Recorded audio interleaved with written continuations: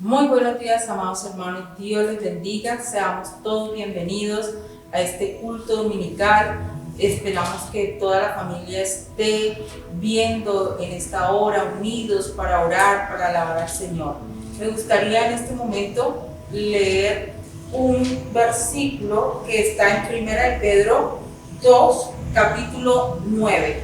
Dice: pero ustedes son linaje escogido, real sacerdocio, nación santa, pueblo adquirido para posesión de Dios, a fin de que anunciéis las virtudes de aquel que los llamó de las tinieblas a su luz admirable. Vamos a orar en esta mañana. Vamos a darle gracias al Señor por permitirnos reunirnos y estar juntos. Buen día, hermanos. Vamos a orar por este culto en presencia del Señor. Las casas de donde ustedes se encuentran, los amigos, bienvenidos. Los que nos ven hoy, los que nos verán mañana y muy pronto. Vamos a estar orando. Padre y Señor nuestro, en el nombre poderoso de Jesús, como todo lo que hacemos lo ponemos en tus manos, para que tú nos des la dirección, Señor, que alcancemos el objetivo planeado y propuesto por ti, Señor. Porque este plan fue diseñado para que la iglesia bendijese tu nombre en agradecimiento por todo lo que nos has dado, pero que también orásemos por la iglesia, la cual tú tienes planes infinitos de sanidad, de bendición, de proyección, Señor, porque creemos que tú estás en cada hogar, con cada hermano, con cada familia, con cada joven, con cada niño, con cada hombre, con cada mujer, miembro de la iglesia, como también los amigos que nos puedan ver. Bendecimos este culto, Señor, y que en la paz de tu gracia, en la paz de tu amor, nosotros somos bendecidos, Señor, económica, física, espiritualmente y por sobre todo con la presencia de tu Espíritu Santo. Seamos todos bienvenidos y benditos. En el nombre de Jesús te lo pedimos. Amén y amén. Bueno, el versículo decía que la iglesia es aquella que anuncia las verdades de aquel que nos llamó. El miércoles estuvieron los chicos en la avenida. ¿Qué tal le pareció, pastor? Sí, me pareció un desafío propuesto por ellos mismos y desarrollado con la unción y el respaldo del Espíritu Santo, con la alegría, porque cuando yo pasé tuve la oportunidad de ser una de las personas que fue impactado por los carteles que ellos tenían en la orilla de la carretera, porque yo venía en el carro y ellos estaban así, no habían observado que iba en el carro y pusieron el cartel para que lo viera y me pareció muy motivante, me pareció fabuloso, se veía claro y creo que alcanzó la meta que se propusieron los muchachos. Sí, yo creo que la meta en primer lugar era como empezar a ser visible, porque no que la iglesia haya desaparecido ni mucho menos, pero sí un poco como del ámbito social, por todas las circunstancias que estamos viviendo, obviamente. Y me pareció un hermoso desafío. Mira, pastor, ahí están algunos de los carteles, porque algunos de la... Decía Jesucristo es el camino, la verdad y la vida, ¿no? Decía en los carteles. Dice la verdad. La verdad. Y en ese también dice ¿qué? Este es un versículo bíblico.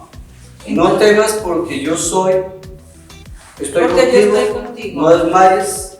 Porque yo soy tu Dios. Isaías 41:10. Entonces, a mí me pareció un testimonio muy... Uno de los tantos que ven, sí, había varios. Sí. Creo que eran 12. Fue muy bonito y de mucha valentía, porque es que la mayoría de los creyentes les da miedo. Y pues es de todas maneras comprensible con todas estas circunstancias que han pasado. Entonces pues, pero bendecimos a los hermanos, a los jóvenes que están proclamando el nombre del Señor. También Adoración Pública estuvieron el viernes estuvieron también algunos de nuestros chicos junto ya con los de Adoración Pública en Mosquera, en Ecoplaza, en el lado de Ecoplaza estuvieron. Entonces me parece un testimonio muy bonito, algo muy especial que los jóvenes nos dan esa propuesta y que es la propuesta que hemos estado haciendo como iglesia. El no solamente quedarnos con nosotros mismos anunciándonos la palabra los unos a los otros, sino que nosotros sigamos llamando a nuestra familia, sigamos enviándole las predicaciones, sigamos predicando el evangelio a todos nuestros amigos y por sobre todo también a la gente que nos dé la oportunidad. Yo he sido una de las que mientras estoy haciendo fila en los supermercados, una que otra persona siempre le habla a uno, siempre uno habla con las personas, muchas personas que le hablan. Entonces la idea es seguir y orar, ¿no? Orar a Dios. El martes estuve también orando en el parque principal. La idea es llegar allí y también orar, o sea, no... Allí no llevaba cartel alguno, pero sí orar a Dios, porque este es nuestro municipio, esta es la tierra que el Señor nos dio. Creo que ahí, ¿ibas a decir algo más con relación a esto? Pues sí, que la iglesia debe ser menos tardía. Salimos, por supuesto, los muchachos están saliendo y por supuesto esto generó un problema social en el cual nos vimos involucrados, sabemos cómo actuar. Que una vez Cristo, en un evento social en el que se desplazaba de un pueblo a otro, se encontró con algo que no tenía solución y era similar a una peste que era la lepra. Y los leprosos vieron que era la única oportunidad, y es que Cristo siempre será la oportunidad para toda circunstancia de temor, toda circunstancia adversa que pueda tener el ser humano. Todo lo que pueda venir sobre este mundo, el único que puede tener el control de todo ello es Dios. Debemos de tener plena confianza en Él. Pues de esa manera Cristo iba por el camino, vino los leprosos, se postraron y Jesús les envió con toda la confianza, con toda la palabra, así como dijo que la iglesia era la luz del mundo y es la sal del mundo, refiriendo a que somos la respuesta, a que no hay otra solución, que nosotros la tenemos en las manos, la tenemos en el conocimiento, está la palabra. Y Él tomó el desafío y dijo: vayan y presenten a los sacerdotes, y mientras ellos caminaban hacia allá, fueron sanos. Entonces yo creo que nosotros somos la respuesta en este momento de temor y conflicto. Tu palabra va a transformar la mente y la fe de la gente, va a cambiar el temor por sanidad, va a cambiar ese ambiente de virus, de temor y de muerte por vida, porque para eso fuiste llamado. Eso están haciendo los muchachos y me parece muy bonito con los carteles. Amén. Sí, han habido muchos testimonios, no solamente esto de la predicación a través de estos carteles, sino también se está predicando la palabra y Dios ha respaldado. Así que nosotros sigamos, que el Señor es el que realmente tiene la potestad y Él es el que nos usa. Entonces no hay que parar iglesia, sino que hay que seguir. Creo que en esta hora vamos a hacer una pequeña dinámica donde todos vamos a participar, todos y pueden participar. Entonces la idea es que lo que vamos a hacer es que ellos van a decir una letra. Si por cada palabra ellos dicen o se equivocan 4 veces, pierden la palabra. ¿Listo? Entonces vamos a empezar. Entonces que empiece mi querida madre. Las damas. Empiezan con la primera letra. ¿Digo una letra? Sí, por supuesto. La M. No.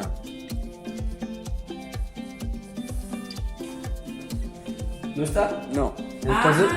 Entonces la A. La A sí está. Es que como yo sí jugué eso de, no sé cómo llamaban en esa época. Adivina la palabra o el abocado. La O. No, pero yo sigo porque yo dije la palabra. Pero igual la O no estaba. ¿No está la O tampoco? No. Entonces debe estar, si no está la O, ya dijimos la A, entonces debe estar la E. ¿Sí ve? No está tampoco. La C. No. Entonces debe estar la, dijo la O, la A, la E, falta la U o la I. Entonces la U. La U sí está. Vas diciendo tu palabra, nos vas ayudando aquí, por favor. Entonces sigo. La U. Entonces la L. L de Lola. No está Lola. Ay, no está. Ya perdieron. Ya perdimos No, desde no. hace rato, claro. Sí. Eran 4 letras, pero bueno. ¿Humildad? Dime. ¿Humildad? No, ¿Qué era entonces? unidad. Unidad. Ah, es que ahorita vamos a hablar de la unidad, por supuesto. La iglesia de unidad. Unidad. Ah, entonces sí, al menos adiviné la DAP. Es humildad, Bien. entonces la unidad. Vamos con la La siguiente. segunda. Las damas. La S.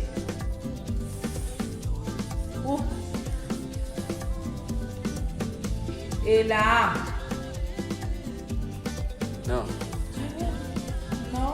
No. Solidaridad, solidaridad, Entonces la O de oso. La O de oso. ¿Sí? Le estoy ayudando a eso. Bien. La O. Entonces, si no está la A y está la O, entonces tenemos que conjugarla con la I. Digo yo, pues no es que yo la supe. No, pero pues, bueno, no importa. La I. La L. Se le volvió a olvidar la palabra, hermano.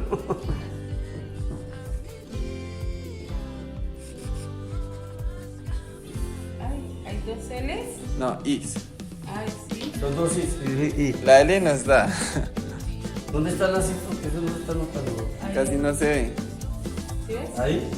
Entonces ahí hay una C. Es Bio. Sí, la C. Entonces, sí, no puedo todavía. Entonces sería, si falta la, está la I, la O, dijimos la A no está, la E, la E. Uy, está la E, vamos bien, vamos varones. Inicio. Servicio. Bien. Servicio. Vamos ganando los hombres, así era en el colegio también. Bien. Servicio. Ahora. Vamos con la siguiente. Ah, ¿Ah? No está. no está. La E. No estás ayudando allá, ¿no? Están diciendo letras, son 1, 2, 3, 4, 5, La E 6, 7, tampoco 8, está. 9, 10. Son 10 No. letras. Madre, la E no está. La E tampoco, ni la A ni la E. No. Entonces déjame ver, pues. Entonces, Está. otra vocal sería la I, otra vez, I. La I. Tú estás pensando en 10 letras, no hay A, no hay E y ya dije I.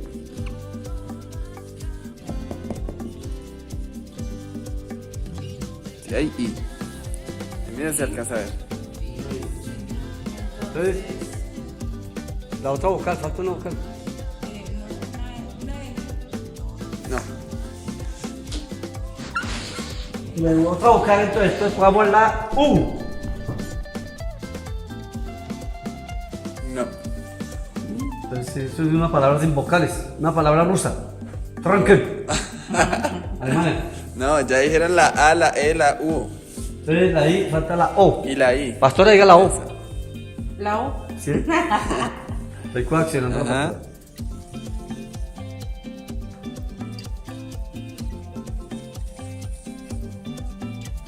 No tiene solo las O, se llama oso. Ajá. Entonces, venga a ver.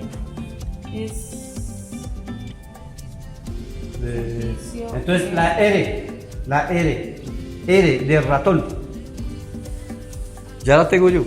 Como para darla a participar porque me da como pena, pastor. La M.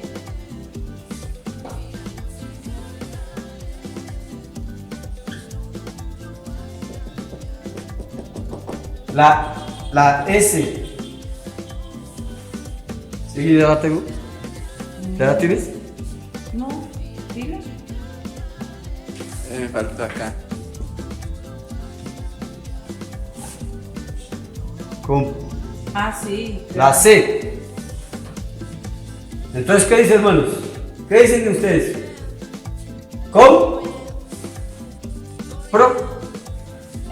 Compromiso. Compromiso. Bien.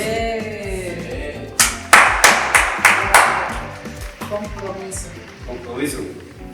Qué bueno, muy oportuna esa última palabra, compromiso. Muy bien.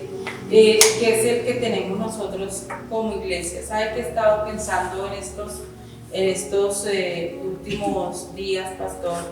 El que tenemos nosotros como padres, tener ese compromiso de no dejar que nuestros hijos sean como expulsados por estos tiempos de en medio del propósito de Dios. Y yo recordaba como en las películas cuando se despresurizan las naves, que como que todo el mundo tiene que agarrarse porque la presión atmosférica como que ¡fua!, lo lanza. Y así me venía a la mente a mí que pueden ser nuestros hijos en medio, o nosotros mismos, en medio de esta circunstancia donde no nos estamos reuniendo, donde no estamos como siendo partícipes dentro de la congregación, y tenemos que usar como los diferentes medios. Entonces, como que podemos ser expulsados de la visión de Dios. Entonces, ese es el compromiso, ¿no, pastor, de los padres? Yo creo que tal vez como expulsados del propósito de Dios es más bien que perdamos la fuerza, la garra, no tengamos la fuerza suficiente en el carácter como para mantenernos en estos momentos críticos firmes, porque la Escritura dice estar firmes. La Escritura llama a estar firme, y tiene que haber pruebas para saber quién va a estar firme, porque esta es una prueba para saber quién está firme. Entonces yo creo, joven que me ve, la señorita joven, usted tiene que pisar firme. Cuando el hombre va a la luna, como no hay fuerza de gravedad, se colocó unos zapatos que los atraigan más pesados de plomo para que lo atraiga nuevamente a tierra. Yo creo que es el momento de que los zapatos deben ser la oración y la comunión con Dios para que nos mantengamos ahí. Sí. Porque no es Dios, yo creo que nosotros ya estamos siendo probados de nuestro carácter. Si en estos momentos nosotros seguimos siendo cristianos y más fuertes que antes, porque vamos a salir más fuertes que antes.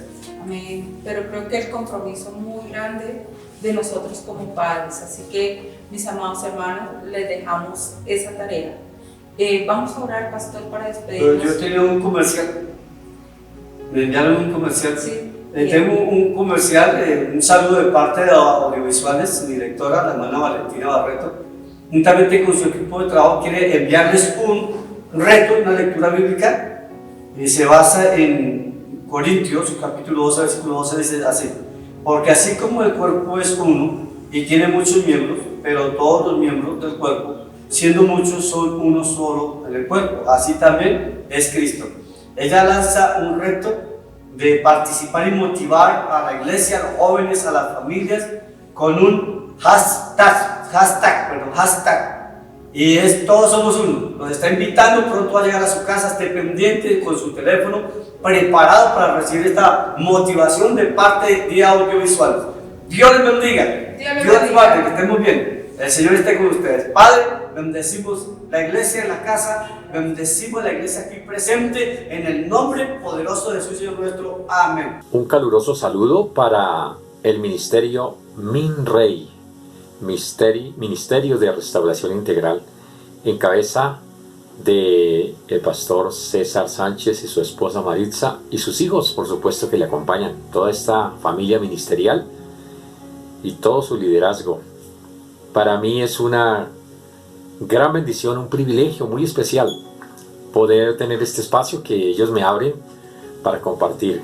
Ya lo habíamos hecho en alguna ocasión, más de una ocasión, de manera presencial, y ahora en esta forma virtual. Una bendición muy grande, declaro la gloria del Señor y agradezco a mi gran amigo César por la oportunidad, el privilegio, la invitación para estar con ustedes. Hoy que la gloria de Dios venga sobre sus vidas. He pedido al Señor que ponga en mi corazón un tema que pueda ser pertinente, que nos desafíe, que sea de bendición para todos nosotros. Aquí estamos, prepare su Biblia, porque predicamos la palabra del Señor. Este es nuestro libro guía. Creemos que aquí están todas las respuestas, todos los desafíos. Aquí está lo que Dios quiere decirnos. Escrito ya muchos siglos atrás, pero esa palabra de Dios es tan viva y eficaz como cuando se predicó. Por eso, hoy una vez más, en esta ocasión, y con ustedes y todos aquellos que nos puedan escuchar, ver a través de alguna red social, a través de la internet, la bendición de Dios sobre ustedes. Bienvenidos. Hoy quiero hablarles de este tema que está basado en unas palabras del Señor Jesucristo. no dejamos de ser iglesia. No dejamos de ser iglesia.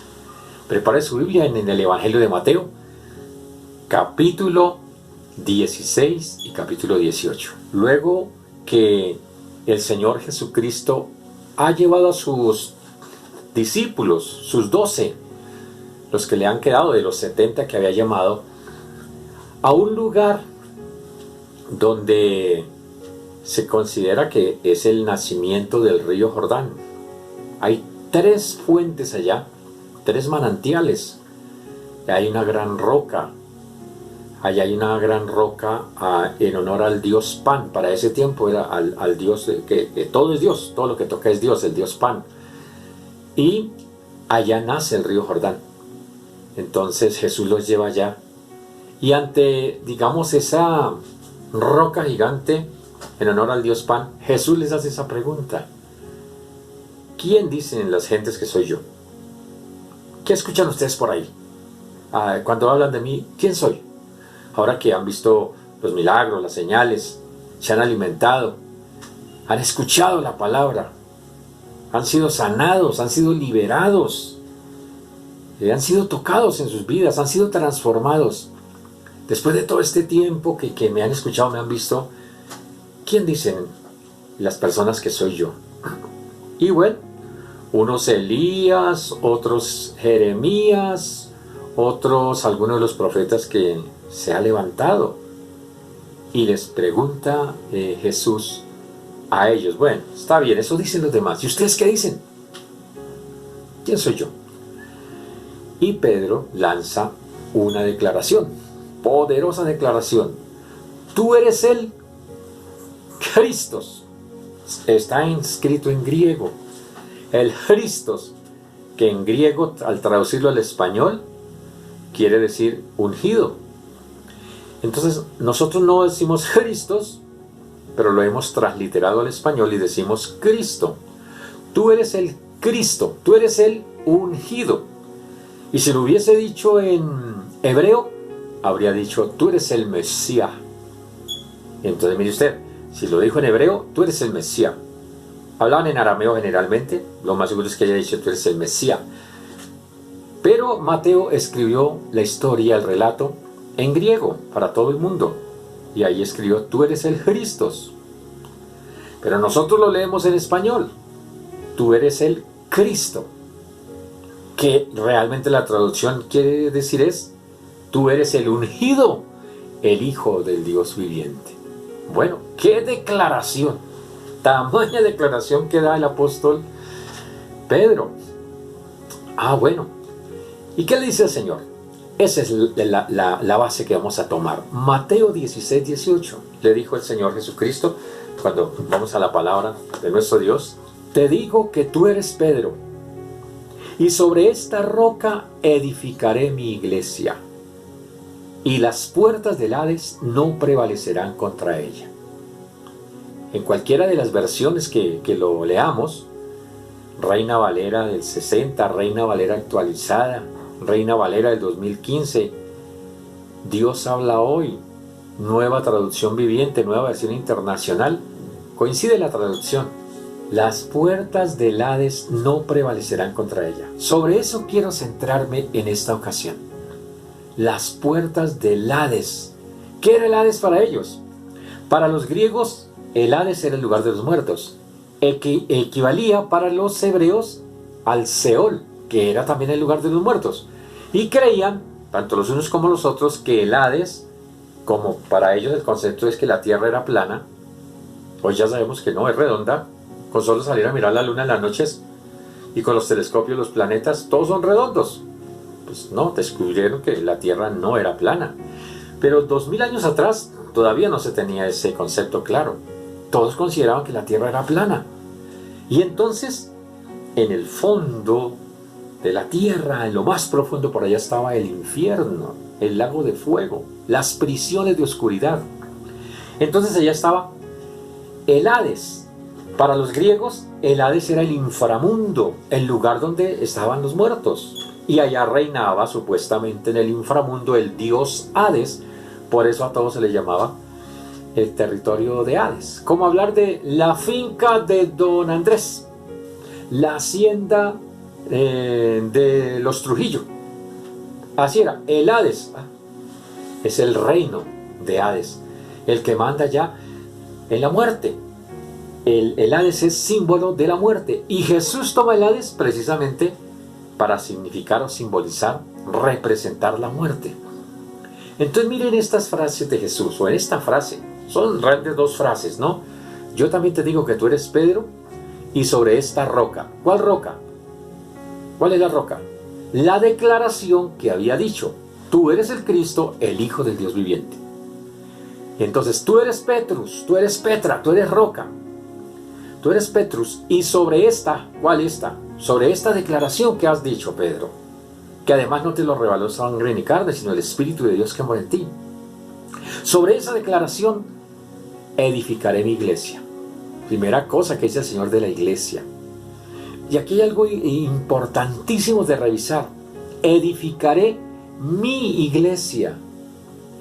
Recuerden, como lo escribió Mateo en griego, cuando dice iglesia, allá en griego dice mi eclesia.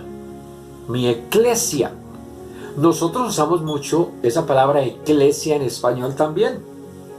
Sin darnos cuenta, la usamos así como suena en griego, así la decimos en español. Por ejemplo, cuando hablamos de las cosas eclesiásticas, todo lo eclesiástico, ¿sí?, tiene que ver con lo relacionado a la iglesia. Entonces usted escucha eso seguidamente. Un eclesiástico, el ministerio eclesiástico. Cuando vamos a estudiar las cosas de la iglesia, entonces estudiamos la eclesiología. Ve usted que usamos la palabra eclesia, que es todo lo relativo, digamos, a la iglesia. Pero, ¿qué es la iglesia? ¿A qué se refiere la iglesia? ¿Qué significa la palabra eclesia en griego?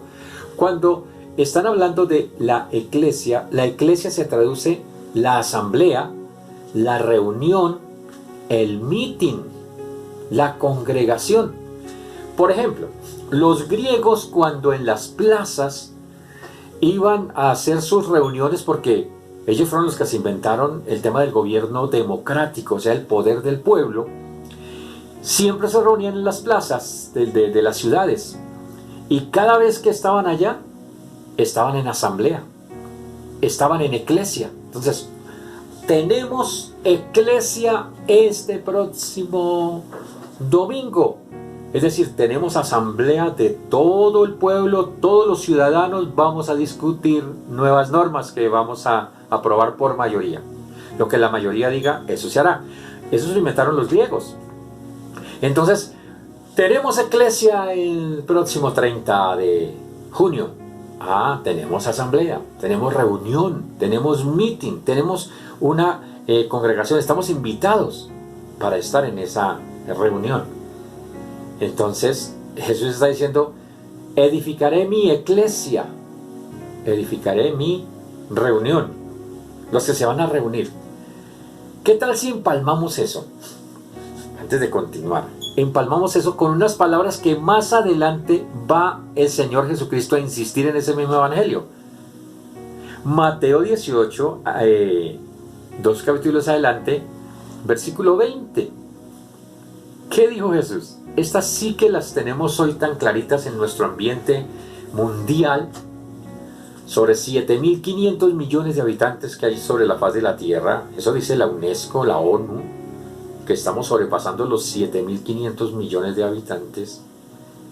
Bueno, se calcula que más de 3.000 millones están en cuarentena. Estamos en confinamiento, con restricciones, cuidándonos en nuestra salud y sobre todo cuidando a los demás. Casi la mitad del mundo está confinada, y son solo hogares, familias. Entonces el Señor Jesucristo dice: mire, porque donde estén 2 o 3, ¿cómo dice la traducción? Congregados. Otras traducciones dicen reunidos. Pero ¿cómo dice en griego? donde estén 2 o 3, eclesia en mi nombre. Es decir, reunidos, congregados, en asamblea en mi nombre, con 2 o 3. Dijo Jesús, esa es la iglesia, donde hay 2 o 3. Pero ¿cuántas cosas han pasado desde esos días hasta hoy? Y tenemos otra concepción de iglesia. Bueno, qué interesante mirar este punto de vista y contrastarlo de los días de Cristo y 20 siglos después, lo que ahora creemos, la iglesia de Cristo. Jesús dijo, 2 o 3 están reunidos en mi nombre. En esa reunión yo estoy. En esa eclesia estoy. No necesito más, sino 2, con 2 que hablen de mí, yo me hago presente. ¿Qué tal eso? Pero han pasado los siglos y hoy en día tenemos otra concepción. Recordemos que cuando la iglesia comenzó, no tenía santuarios, no tenía lugares de reunión. ¿Dónde comenzaron a reunirse o a hacer eclesia? ¿Dónde comenzaron a hacer eclesia? Los creyentes. ¿Usted lee el libro de los Hechos? En las casas. Todo fue en las casas. Todo el libro de los Hechos. Y donde quiera que se expandió la iglesia, no tenían lugares. Y menos porque comenzó una persecución contra la cristiandad, contra todos aquellos que decidieron seguir a Cristo.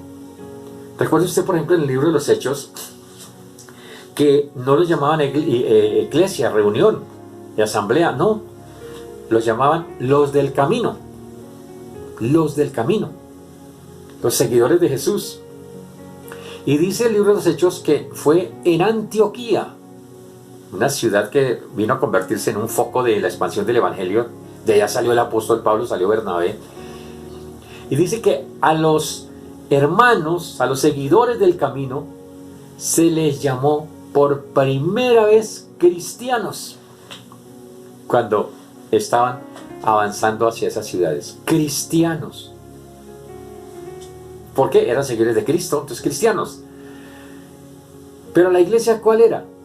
Todos los grupos, todas las casas reunidas. Todas las casas reunidas. Cuando empezó esta restricción domiciliaria, digo yo, todos quedamos presos con detención domiciliaria por familias, menos mal por familias. Me llama una hermana que atiende un grupo familiar y entonces me dice que en vista de la situación decidieron pues unirse en oración a través de las redes sociales, WhatsApp, Facebook, Zoom. Y porque hoy en día con esta pandemia hemos aprendido que andamos de Zoom en Zoom. Eso es de Meet en Meet. Todo es virtual. Entonces tenía un ayuno programado con los hermanos de su grupo familiar. Y me estaba pidiendo una asesoría para un texto bíblico que se ajustara para el tema del ayuno. Ah, bueno, y charlamos un ratito. Y le pregunté yo, ¿y cuántos hermanos, cuántas familias le han confirmado que se van a unir en el ayuno por Zoom? Dijo, tengo confirmados 11.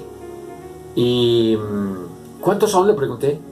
Digo, bueno, realmente todas las familias que asisten son 14. Ah, bueno, solo le van a faltar 3 familias. Va a tener 11 familias, le dije yo. Entonces date cuenta de algo. Tú no tienes un grupo familiar. Tú tienes 14 grupos familiares. Atiendes 14 familias. Tienes 14 grupos familiares y se van a reunir 11 en el ayuno y se van a contactar a través del Zoom para compartir la palabra, las alabanzas. Cada uno en su casa, cada familia en su casa. Y, bueno, y esos 11 entonces van a estar las familias todas cristianas. Sí, y algunos inconversos, pues bueno, están invitados también. Y qué bonito. Entonces, cuando yo le dije, mira que no tienes un grupo familiar, ahí nomás vas a tener 11 grupos familiares. Y ella se quedó pensando, digo, ¿verdad? ¿Cierto? No es un grupo familiar. No, mira, cuando te reúnes los sábados es una pequeña iglesia, que llamamos una pequeña reunión de todas esas familias. pero realmente tienes 14 grupos familiares. Y esta situación mundial que tenemos nos ha obligado a eso, ¿no? A estar en familia, reunidos, 2, 3, 4, 5. No podemos estar en la gran reunión en los lugares que llamamos iglesia. Ha pasado la historia y se quedó el rótulo de iglesia para los lugares, pero hay un edificio. Si decimos voy para la iglesia, realmente se está diciendo en español voy para la reunión, voy para la asamblea. Bueno, también decimos voy para el culto. Bueno, ahí sí se acerca más porque ese lugar está dedicado al culto a Dios y van los hermanos para reunirse y rendir culto a Dios. Pero a mí, Jesús, entonces volvamos a nuestro texto de Mateo 16, 18. Yo te digo que tú eres Pedro, y sobre esta roca, sobre esta declaración, que yo soy el Cristo, sobre Cristo, la iglesia está fundada sobre Cristo. Primera cosa, edificaré mi iglesia. Entonces, una acción que hace Jesús a través del Espíritu Santo, edificar. ¿Y cuántas cosas caben en edificar? ¿Qué es edificar? Pues en edificar, ¿qué va? Imagínense usted, la proclamación del Evangelio, la enseñanza de cada una de las verdades del Evangelio, que equivale a aquello que dijo Jesús: vayan por todo el mundo y prediquen el Evangelio a toda criatura. Y también cuando dijo, enseñándoles que guarden todas las cosas que yo les he mandado. Eso es edificar. Todo va ahí, todo va ahí. Entonces, cuando hablamos de ofrendas, cuando hablamos de fraternidad, apoyo social, cuando hablamos de sanidad, cuando hablamos de los niños, de cualquier área, todo lo que tiene que ver con la iglesia, con todo lo eclesiástico, ¿ve? La palabra eclesia. Entonces, todo tiene que ver con edificar. Y Jesús dijo, edificaré mi iglesia, mi reunión, mi asamblea, mi gente la voy a reunir, la voy a congregar, la voy a mantener unida. Y pues de eso se va a encargar entonces el Espíritu Santo. Sobre esta declaración, edificaré mi iglesia, mi iglesia. Y luego añade algo. Dice, y las puertas del Hades. Segunda cosa. Esa iglesia, esa reunión, voy a congregar a todos aquellos que se van a acercar a mí. Va a ser una gran congregación, una gigantesca congregación, a través de las edades, a través de los siglos. Todos aquellos que van a creer en mí, pues van a ser mi gran reunión, mi gran asamblea, mi gran iglesia. Pero ¿qué va a suceder? Yo la voy a edificar. El Espíritu Santo se va a encargar de ella. Pero mire, la muerte la va a atacar. Las puertas del Hades. Mire esta acción. Primero, edificar la iglesia. Segunda acción que aparece ahí. Será atacada. Atacar. Las puertas del Hades. Símbolo de la muerte. Se va a levantar la muerte para destruir la gran reunión. Yo voy a convocar una gran convocatoria de todo el mundo, de todas las razas, todos los lenguajes, de todas las edades, de todas las eras. Voy a armar, voy a edificar esa gran reunión alrededor mío, la voy a edificar. Van a unirse alrededor mío, pero va a ser atacada. El enemigo se va a levantar. Se va a levantar y va a querer matarla. Ahí lo dijo Jesús, tomó el símbolo de la muerte, que es el Hades, el lugar de los muertos. Dijo que atacará, el Hades atacará esta iglesia que voy a edificar, la voy a levantar, la voy a parar sobre mí mismo, que soy la roca, por eso será firme, pero el enemigo atacará. Las puertas del Hades vendrán, se va a levantar. ¿Y qué tal si hacemos un pequeño repaso solo en la Biblia? Pero avancemos un poquito en la historia de la iglesia. Pero solo en la Biblia. Cuando comenzó la iglesia, el mismo Señor Jesucristo fue perseguido. Y fue expuesto a la muerte y murió crucificado. Bueno, pero el Señor tomó esa muerte para producir vida, traer la vida a toda la humanidad. Porque de tal manera amó Dios al mundo que dio, entregó a su Hijo unigénito, para que todo aquel que en él cree no se pierda. Entonces, está bien, la muerte vino, pero el Señor toma la muerte para producir vida a toda la humanidad. Y Él mismo resucitó. Entonces, ¿qué garantía tan grande tenemos? No, Él mismo estaba vivo. Él no se quedó en la tumba. Pero la muerte atacó al mismo fundador, al mismo iniciador, al mismo Señor Jesucristo. Y luego, ¿qué vemos? Comienza la iglesia, comienzan los discípulos. Se escondieron en primer lugar, ¿no? Hasta un dicho de los judíos aparece ahí registrado en los evangelios. Si esto hicieron en el árbol verde, es decir, refiriéndose a Jesús, si esto hicieron en el árbol verde, la leña verde fueron capaces de quemarla. ¿Qué no harán en la leña seca? No, pues la leña seca es estopa para el fuego. ¡Pobres de nosotros! Imagínese usted, pobres de nosotros.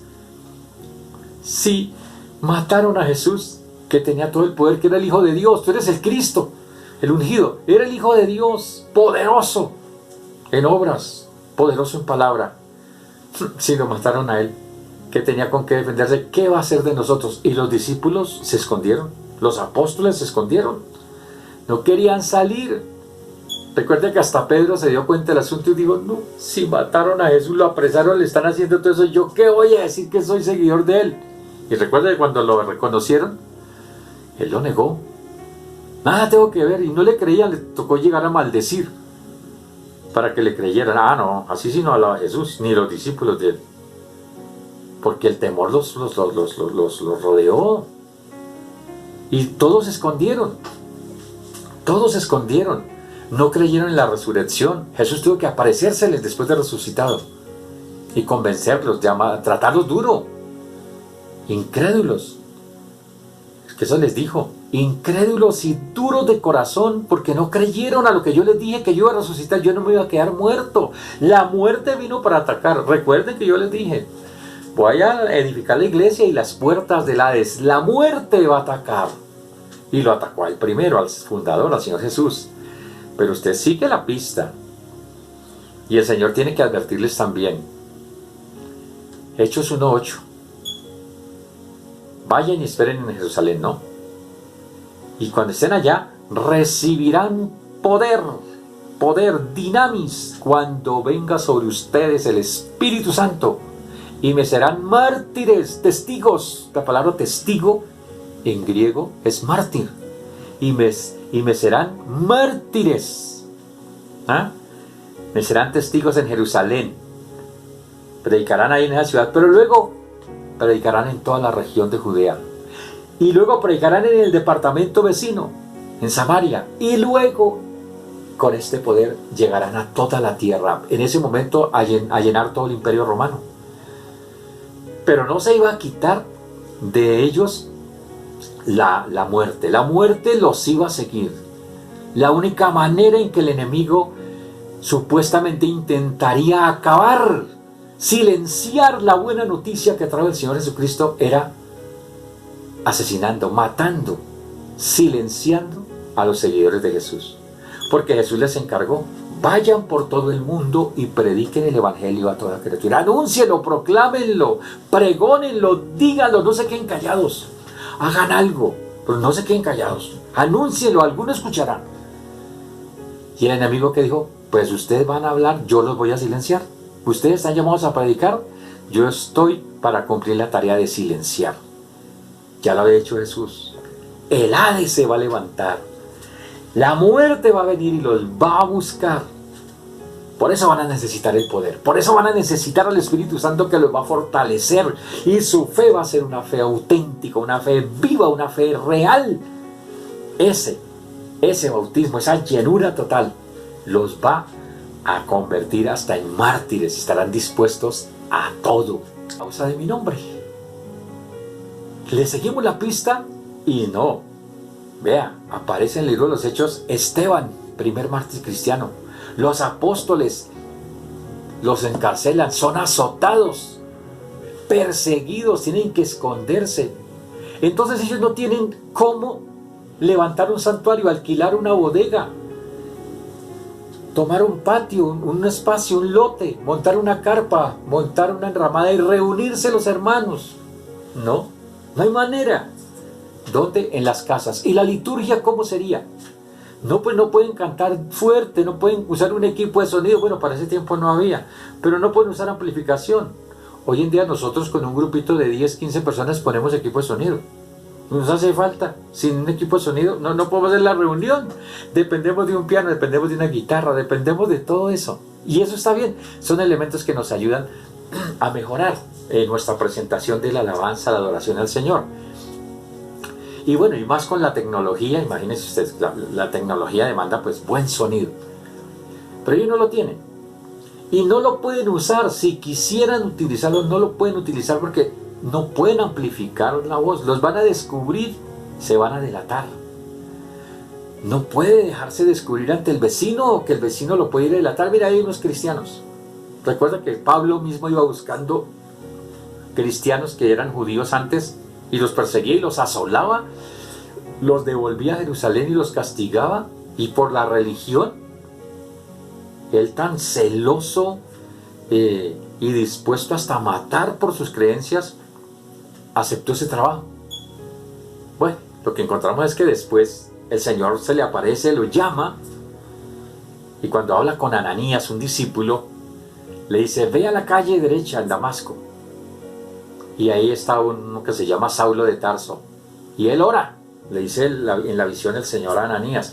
Y Ananías dice: Señor, pero he oído de este que persigue a los hermanos. O sea, le dio miedo. ¿Cómo me expones a la muerte, Señor, ya? No. Ve, porque instrumento escogido me es este Saulo, para llevar el evangelio a los gentiles. Y luego dice el Señor: y yo le voy a mostrar cuánto le es necesario padecer por mi nombre. La va a ver dura, pero va a tener toda la fuerza, la entereza, el bautismo del Espíritu Santo para defender la fe. Va a estar dispuesto a ir hasta el final.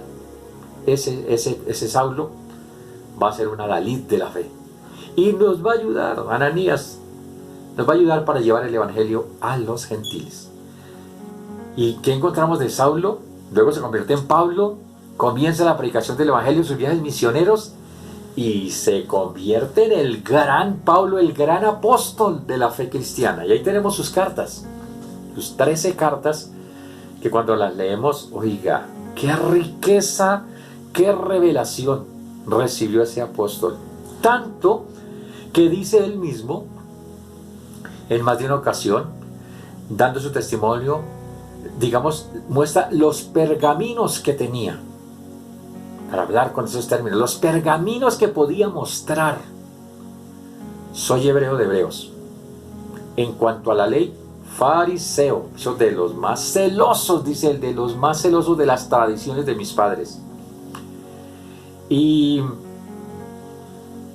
con respecto a toda mi generación, mis compañeros, los aventajé a todos. Saqué las mejores notas al presentarme ante los rabinos que hacen la evaluación. Yo saqué las mejores notas.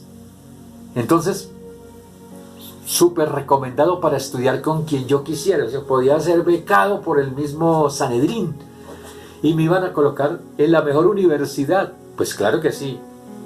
Y dice: fui instruido a los pies de Gamaliel, considerado en la historia hebrea de los grandes maestros. Aparece registrado. Y Pablo está diciendo: vea, tuve beca para estudiar en Harvard, bueno, en Oxford, imagínense. Tiene pergaminos. Pero luego Pablo se atreve a decir: todos los doctorados, todas las maestrías, lo más elevado que hay en capacitación. Pero luego, cuando conoce al Señor Jesús y avanza en la revelación, avanza en esa presencia, en esa gloria, en esa guía del Espíritu Santo, en esa compañía permanente, el Espíritu Santo se convierte en su consejero, su maestro, su guía. Pablo llega a decir: todo lo que era antes, ahora lo tengo por basura. Y así lo quiero dejar a fin de alcanzar, de asirme, de aferrarme al conocimiento del Señor. Ese es el que me interesa, ese es el más importante. Entonces aquí vemos que al seguir al apóstol Pablo en el libro de los Hechos y luego en sus cartas, ¿con qué nos encontramos? Que lo que dijo Jesús, le voy a mostrar cuánto le es necesario padecer, sufrir. Y Pablo cuenta, encarcelado, traicionado por hermanos falsos, azotado más de una vez, con varas, 39 azotes. ¿Por qué? Por ser cristiano. Discutía, peleaba, contaba, pero Dios lo respaldaba, el Señor lo respaldaba y estaba dispuesto, ¿no? Estoy dispuesto a todo. Como 35 años de ministerio tiene el apóstol Pablo y sale victorioso. Al final le dice a su discípulo Timoteo, he acabado la carrera y solo me queda la corona, la cual me dará el Señor juez justo. Y recordemos que el mismo Pablo en su carta a los Filipenses, en el primer capítulo, dice que estoy en estrecho. Yo quisiera irme porque el Señor ya me dice, ya Pablo, gracias por los favores recibidos, suficiente. Yo quisiera irme y eso pues sería la ganancia total. Pero yo también quisiera quedarme para seguir predicando, seguir anunciando. Le gustaba a Pablo este deporte de enfrentarse al enemigo. El mismo enemigo lo reconoció. ¿Recuerdan la divina de Éfeso? Los muchachos aquellos que quisieron enfrentarse con la muchacha para echar fuera los demonios. Y dijeron, en el nombre del Jesús que predica Pablo. Y el demonio en la muchacha les dice, a Jesús conozco y sé quién es Pablo. Hasta el demonio sabía la autoridad que tenía y no quería nada que ver con Pablo, ¿no? Entonces, este Saulo termina la carrera bien y el Señor le dijo, gracias Pablo, suficiente. ¿Qué pasa con los demás apóstoles? Les seguimos la pista en la palabra del Señor del Nuevo Testamento, lo que tenemos, ¿no? Porque no hay mucho. Y los apóstoles también, la historia nos dice que murieron todos mártires, excepto Juan, murió de anciano, pero fue desterrado y no la pasó fácil. Pero luego se cierra la Biblia y seguimos en la historia de la iglesia. ¿Y qué encontramos? La persecución recia, la persecución decretada por el imperio. Los mismos emperadores se convirtieron en perseguidores. Ahí está un Nerón, en los días de los apóstoles, en los días de Pablo, de Pedro. Tenemos un Domiciano, un Vespasiano en los días de Juan, al final del primer siglo. Pero luego continúan otros. Viene el segundo siglo, ya no están los apóstoles, ya no está Timoteo tampoco, los seguidores de Pablo. Viene el segundo siglo y la iglesia continúa. Aparecen otros emperadores y decretan persecución imperial. Hay que acabar con esa iglesia, hay que exterminarla. Y la única es matándolos a todos. Y van a aparecer emperadores que sacan edicto de muerte. Recuerda lo que Jesús dijo, el Hades, la muerte se va a levantar contra la gran reunión, contra mi iglesia.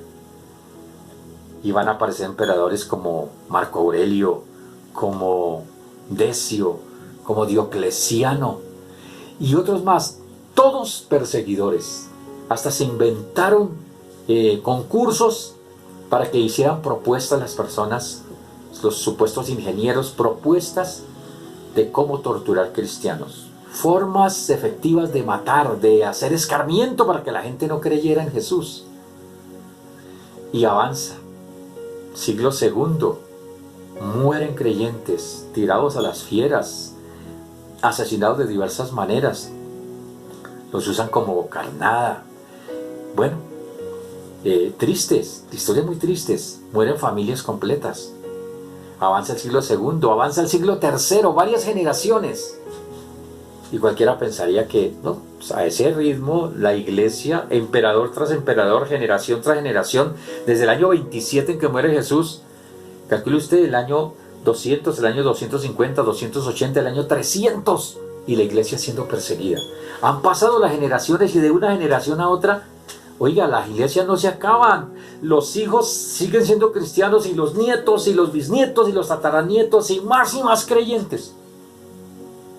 Año 313, el emperador Constantino aparece en la escena.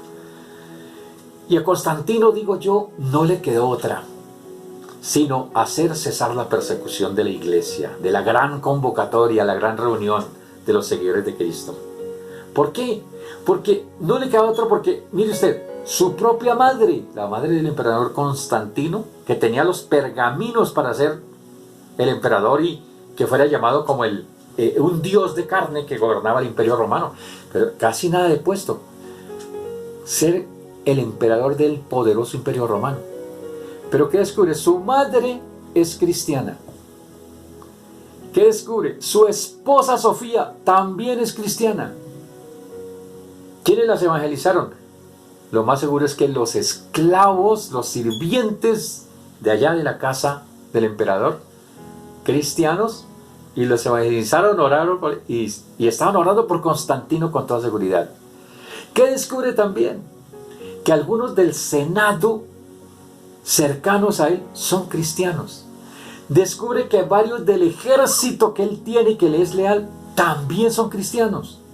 Generales, centuriones, soldados, cristianos, sirvientes, mayordomos, cristianos, por donde quiera que Constantino veía el ejército, cristiano, cristiano, cristiano, cristiano.